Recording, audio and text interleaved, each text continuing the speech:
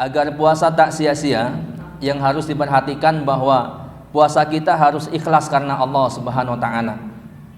Ya, memang benar kata ikhlas itu kata-kata yang sudah sangat sering kita dengar, bukan kata-kata yang asing, bukan kosakata yang asing, gharib di antara kita. Ini kata ikhlas kata-kata yang sangat sering kita dengar, namun harus terus diingatkan. Ya, sebab terkadang seringkali syaitan itu sangat hiras, bersemangat untuk memalingkan kita dari ikhlas kepada Allah Subhanahu wa taala. Ya, sehingga kita termasuk orang-orang yang tidak ikhlas. Nah, dalam puasa itu kita harus memperhatikan niat kita. Yakni kita harus ikhlas karena Allah Subhanahu wa taala. Dan tentunya bukan hanya dalam puasa, ya, dalam semua ibadah pun kita harus ikhlas karena Allah Subhanahu wa taala. Karena dalam hal ini kita sedang berbicara tentang puasa, sehingga saya katakan puasa kita harus ikhlas karena Allah Subhanahu wa taala. Allah berfirman, a'udzubillahi minasyaitonirrajim, wa ma umiru illa liya'budullaha mukhlishina lahud-din hunafa. Padahal mereka tidak disuruh kecuali supaya menyembah Allah dengan memurnikan ketaatan kepadanya dalam menjalankan agama yang lurus. Quran surat Al-Bayyinah ayat yang kelima.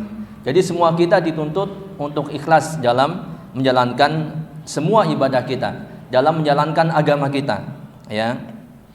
Pun demikian mengenai ibadah puasa Ramadan kita, Rasulullah SAW pun mensyaratkan ikhlas, ya, sehingga apa yang Allah Subhanahu wa taala janjikan buat orang-orang yang berpuasa, yaitu diampuni dosa-dosanya yang telah lalu, ini akan tercapai oleh kita.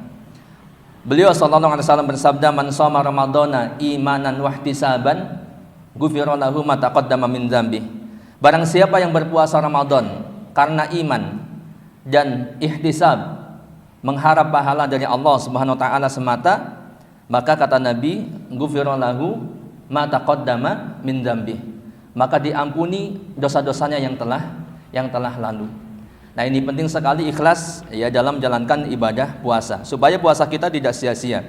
Karena ada satu hadis yang cukup panjang yang saya akan sampaikan, yang kurang lebih maknanya ada 3 kelompok orang yang beramal dengan amalan yang sangat besar, ya, yang ketika amalan-amalan itu tidak ikhlas karena Allah, ada unsur niatan-niatan yang lainnya, maka justru akhir daripada nasib orang ini dilemparkan ke dalam neraka, padahal dia beramal dengan amalan yang sangat besar. Akan tetapi ada yang kurang, yaitu dari niatnya, ya, tidak ikhlas karena Allah Subhanahu wa taala.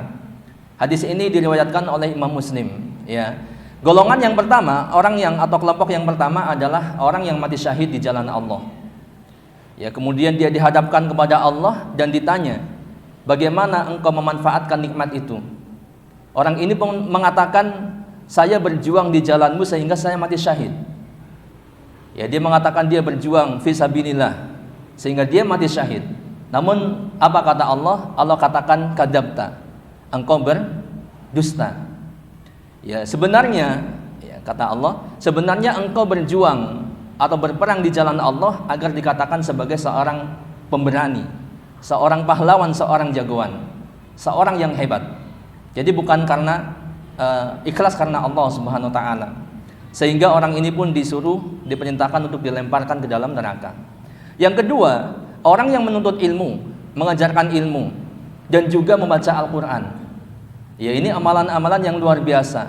Pun sama, ketika ditanya bagaimana engkau memanfaatkan nikmat itu, dia mengatakan, "Saya belajar ilmu, ya, dan mengajarkan ilmu serta membaca Al-Quran karena engkau." Akan tetapi Allah katakan, "Kadzabta," engkau berdusta. Sebenarnya engkau belajar ilmu itu supaya dikatakan sebagai seorang yang alim. Ini hati-hati, ya. Kemudian engkau membaca Al-Quran agar dikatakan sebagai seorang qari, orang yang masya Allah bacaannya bagus, suaranya bagus, merdu, ya, tartil. Kemudian lagamnya masya Allah, mirip Syekh Anu. Ini hati-hati, ya. Ketika dia seperti ini, tidak ikhlas karena Allah Subhanahu wa taala, Allah pun perintahkan lemparkan ke dalam neraka. Dan yang ketiga adalah orang yang bersedekah. Orang yang bersedekah, yang berinfak di jalan Allah. Sehingga ditanya, bagaimana engkau memanfaatkan nikmat itu? Dia mengatakan, tidaklah ada satu jalan yang engkau sukai untuk diinfakkan di situ, harta, maka saya berinfak karenamu.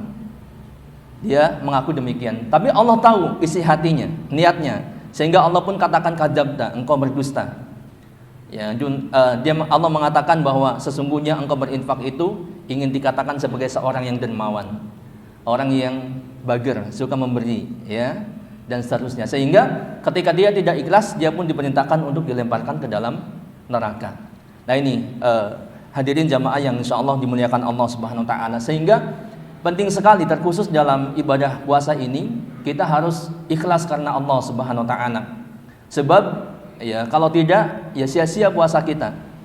Ya, seperti amalan jihad fisabilillah pun akan ujungnya dilemparkan ke dalam neraka kalau tidak ikhlas. Semua amalan, karena Allah Subhanahu Wa Taala tidak membutuhkan niat-niat yang lain selain hanya untuk Allah Subhanahu Wa Taala.